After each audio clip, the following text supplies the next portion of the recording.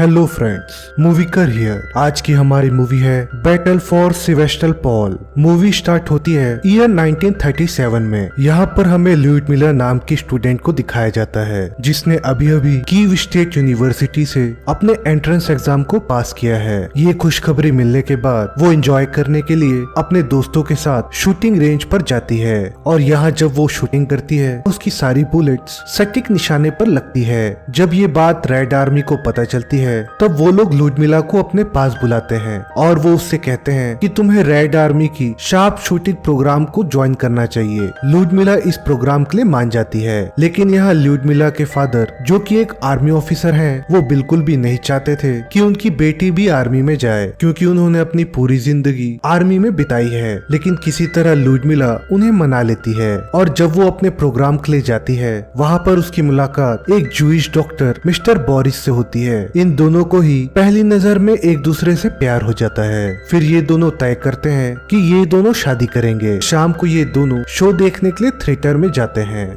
लेकिन वहाँ उनको ये पता चलता है कि जर्मनी ने रशिया के ऊपर हमला कर दिया है, यानी कि अब वर्ल्ड वॉर 2 चालू हो चुका है। इसलिए फिर लुडमिला बोरिस से शादी करने के लिए मना कर देती है क्योंकि इस जंग के माहौल में उसे अपने देश के लिए कुछ करना है। उसका जो उसके देश के प्रति फर्ज है वो उसे निभाना चाहती है। इसलिए फिर वो अपनी ट्रेनिंग पर और ज्यादा मेहनत करती है।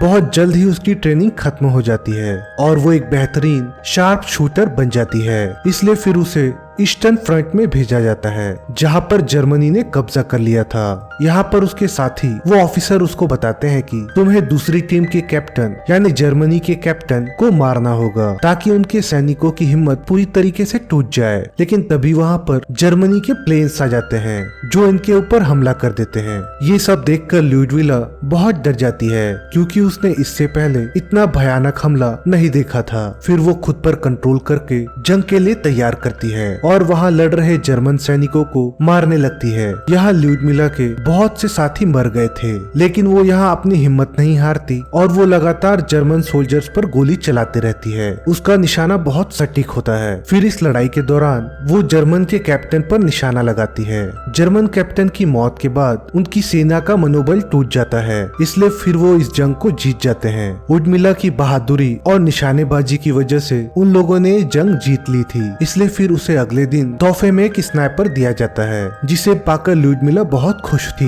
वहाँ पर एक लड़की आती है जो लुडमिला के साथ ट्रेनिंग में भी थी जिसका नाम माशा है। वो पेशे से नर्स है। उसे देखकर लुडमिला बहुत खुश हो जाती है क्योंकि वहाँ पर उसका कोई दोस्त नहीं था। इसी तरह इन लोगों को यहाँ कई दिन हो चुके थे। अब लुडमिला वहाँ के कैप्टन के प्रति आकर्षित हो जाती है। अब उसे उनसे प्यार होने लगा था। कैप्टन यहाँ उसकी फीलिंग्स को समझते थे, लेकिन वो इन सब को एक्सेप्ट नहीं करते। वो लुडमिला को बताते हैं कि मैंने अपने पूरे परिवार को खो दिया जब जर्मनी ने हम पर हमला किया था, और वो कहता है कि अब मैं और कोई रिलेशनशिप नहीं रखना चाहता क्योंकि अपनों को खोने से बहुत दुख होता है। यहाँ हम माशा और उसके बॉयफ्रेंड को देखते हैं जो लुडमिला के साथ डिनर करने के लिए आते हैं। वहाँ उनका एक और दोस्त भी था। जब माशा और उसका बॉयफ्रेंड वहाँ से खाना खाकर चले जाते हैं, उनका जो दोस्त था वो लुडमिला के साथ जबरदस्ती करने की कोशिश करता है, लेकिन तभी वहाँ पर कैप्टन भी आ जाते हैं। लुडमिला उस आदमी को पंच मारकर वहाँ से निकल जाती है। कैप्टन भी उसके साथ बाहर आ जाते हैं और यहाँ पर ये दोनों ही एक दूसरे के करीब आ जाते हैं क्योंकि यहाँ कैप्टन भी लुडमिला को पसंद करते हैं। अगले दिन हम देखते हैं कि लुडमिला और कैप्टन ओडिसी शहर को बचाने के लिए उसके बॉर्डर पर तैयारी कर रहे थे। तभी वहाँ जर्मनी के सैनिक उन पर हमला कर देते हैं। इस हमले में बहुत से धमाके होते हैं। उनमें से एक धमाका लुडमिला के बहुत करीब होता है जिस वजह से वो पूरी तरह जमीन में दफन हो चुकी थी। कैप्टन जल्दी से उसके पास जाकर उसे वहाँ से बाहर निकालते हैं। फिर वो उस शहर के एक लोकल हॉस्पिटल में लेकर जाते हैं जहाँ पर डॉक्टर बोरिस भी था जो कि लुडमिला से प्यार करता है और उससे शादी करना चाहता है। लेकिन अब लुडमिला अपना दिल कैप्टन को दे चुकी थी। यहाँ जितने भी घायल सोल्जर्स थे उनका इलाज करना मुश्किल हो रहा था क्योंकि यहाँ डॉक्टर के पास प्रॉपर इक्विपमेंट्स नहीं थे। इसलिए उन सभी को शिप से दूसरी जगह शिफ्ट कर दिया जाता है और जब वो रास्ते में जा रहे थे तभी उनके शिप पर जर्मनी की एक हवाई टुकड़ी उन पर हमला कर देती है, जिसमें बहुत सारे जान माल की हानि होती है। लेकिन यहाँ लुडमिला इस हमले में बच जाती है। कुछ समय के बाद जब वो फुल्ली रिकवर हो जाती है, वो अपने सीनियर के पास जाकर कहती है कि मैं जंग में वापस जाना चाहती हूँ, और कहती है कि मैं अपने देश के लिए कुछ करना चाहती हूँ। यहाँ वो कैप्टन से दोबारा मिलना चाहती थी, लेकिन उसका सीनियर उसे साफ साफ मना कर देता है। वो उससे कहता है कि तुम अभी मेडिकली फिट नहीं हुई हो। इसलिए फिर लुडमिला बोरिस के पास जाती है और उसे अपने मेडिकल सर्टिफिकेट पर साइन करने को कहती है। डॉक्टर बोरिस पहले तो मना कर देता है, लेकिन लुडमिला के फोर्स करने पर वो मजबूरन साइन कर देता है। अब दोबारा लुडमिला उसी फ्रंट में आ जाती है जहाँ पर कैप्टन तैनात थे, लेकिन यहाँ पहुंचकर उसे पता चलता है कि अब कैप्टन शहीद हो चुके हैं। ये सुनकर लुडमिला का दिल पूरी तरीके से टूट जाता है, लेकिन उसकी जो देश के प्रति ड्यूटी निभाने की शिद्दत थी वो उसे जंग में खड़ा रखती है। लुडमिला को अब दूसरी जगह पर शिफ्ट किया जाता है, जिस जगह का नाम सेवास्टोपोल है। यहाँ पर उसकी मुलाकात एक दूसरे स्नाइपर से होती है, जिसके साथ मिलकर उसे अब दुश्मनों को मारना है। शुरुआती मुलाकातों में इनकी नहीं बनती, लेकिन धीरे धीरे जैसे ये दुश्मनों को मारने लगते हैं, दोनों के ही बीच एक अच्छी बॉन्डिंग बन जाती है। ये दोनों मिलकर बहुत से दुश्मनों को मारते हैं। इन दोनों को ही साथ काम करते हुए बहुत महीने हो चुके हैं और अब दोनों ही एक दूसरे से प्यार करने लगे हैं। लेकिन यहाँ लुडमिला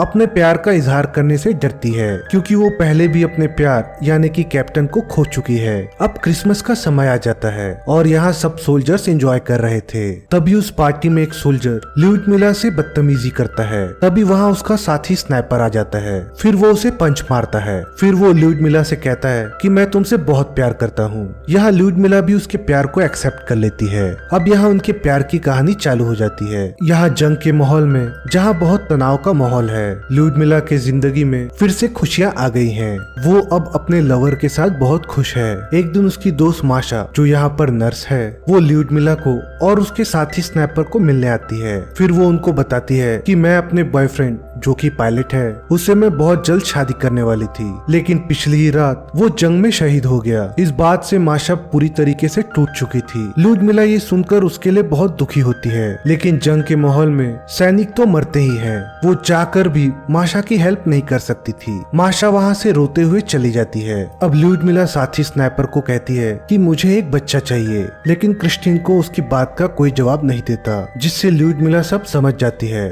और इन दोनों को ही एहसास है कि अभी जंग का माहौल है, इसमें पर्सनल चीजों के लिए कोई जगह नहीं है। अगले दिन इन दोनों को दिखाया जाता है, जो कि बीहड़ में दुश्मनों को ढूंढ रहे थे और आगे बढ़ रहे थे, लेकिन उन्हें नहीं पता था कि जर्मन सोल्जर्स ने वहाँ पर लैंडमाइन बिछा रखी है। तभी इनका पैर एक जगह पर पड़ता है, जिसके बाद लैंडमाइंस फटने लग जाती है। ये दोनों भागने लगते हैं। तभी क्रिस्टीन को पता चलता है कि एक लैंडमाइन लुडमिला के पास फटने वाली है। वो उसकी जान बचाने के लिए उसके ऊपर कूद जाता है, जिस वजह से वो बहुत बुरी तरीके से जख्मी हो गया था। वो बेहोश हो चुका था, इसलिए फिर लुडमिला उसे अपने कंधे पर उठाकर कैंप तक वापस ले आती है। लेकिन जब वो कैंप पहुंचती है, वो खुद भी बेहोश हो जाती है। जब उसकी आंखें खुलती है, तब वो हॉस्पिटल में होती है और उसके सामने डॉक्टर बोरिस होते हैं। वो डॉक्टर बोरिस से पूछती है कि क्रिस्टीन को कहाँ है। वो बताता है कि वो बच नहीं पाया, वो शहीद हो चुका है। ये सुनकर लुडमिला का दिल बुरी तरीके से टूट जाता है, क्योंकि उसने फिर से अपना प्यार खो दिया था। अब वो फैसला करती है कि वो दोबारा जंग में नहीं जाएगी। लेकिन यहाँ अगले दिन कुछ रशियन सैनिक आते हैं और वो डॉक्टर बोरिस को कहते हैं कि हमें लुडमिला की एक फोटो चाहिए, क्योंकि जर्मन सैनिकों को ये लग रहा है कि लुडमिला मर चुकी है।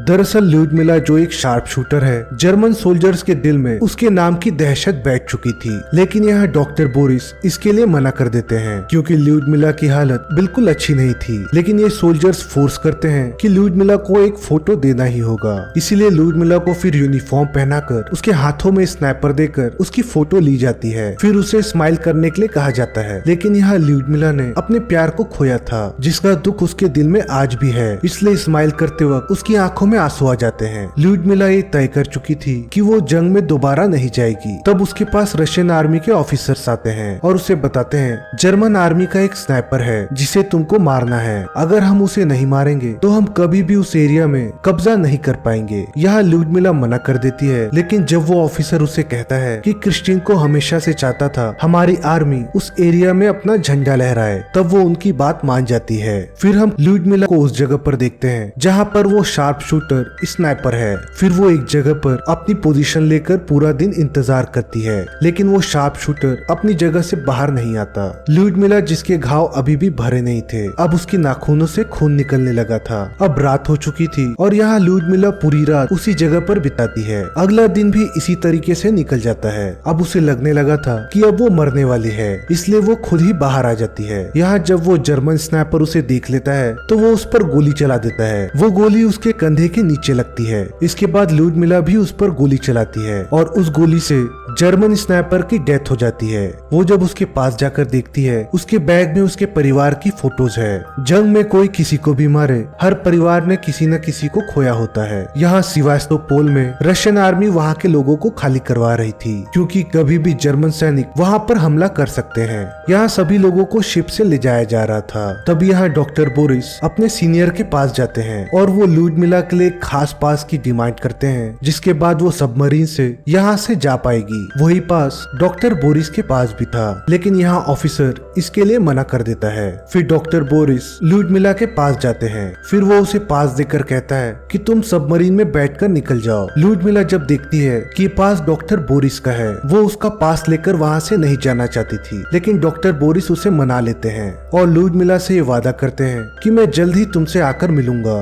ल्यूडमिला सबमरीन में बैठ जाती है। तभी वहाँ जर्मनी के सैनिक हवाई हमला कर देते हैं, जिसमें डॉक्टर बोरिस, माशा और वहाँ के बहुत सारे सिविलियंस मारे जाते हैं, जिनका कोई भी कसूर नहीं था। ये खबर पाकर ल्यूडमिला बुरी तरीके से टूट जाती है। अब यहाँ ल्यूडमिला को दिखाया जाता है, जिसे बहादुरी का सबसे सुपीरियर मेडल दिया जाता है। साथ ही सोवियत यूनियन पूरी दुनिया के परेड में दूसरे सैनिकों के साथ भेज देती है, ताकि वो इस जंग के लिए बहुत सा फंड इकट्ठा कर सके और वो सब मिलकर जर्मनी को हरा सके। अपने इस सफर के दौरान वो अमेरिका की फर्स्ट लेडी यानी कि अमेरिका की प्रेसिडेंट और उनकी वाइफ से भी मिलती है, जो ल्यूडमिला से बहुत ज्यादा इम्प्रेस थी और इन दोनों के ही बीच काफी बातचीत भी होती है। यहाँ ल्यूडमिला अपनी स्पीच देती है, जिसे सुनकर वहाँ बैठे सभी लोग बहुत इंस्पायर हो जाते हैं। ल्यूडमिला के स्पीच के बाद उसे एक सिंगर मिलने आता है, जिसका नाम वैडिम होता है। यहाँ ल्यूडमिला का जिस तरीके से वॉर में यूज किया गया था, वो उसकी जर्नी के हिसाब से उसके लिए बहुत सारे गाने लिखता है, जिसके कई सालों के बाद यानी कि 1957 में हमें मॉस्को का एक ओपेरा दिखाया जाता है, जहाँ पर ल्यूडमिला अपने बेटे के साथ ओपेरा देखने आई थी। उसकी शादी हो चुकी थी और उसका एक बेटा भी था। हालांकि उसने अपनी जिंदगी में बहुत दुख भी झेला था, लेकिन अब उसकी लाइफ में सब कुछ ठीक हो चुका था। ल्यूडमिला का जन्म ईयर 1916 में हुआ था और ईयर 1974 में जब वो 58 ईयर्स की हो गई थी, तब हार्ट अटैक से उनकी मौत हो गई।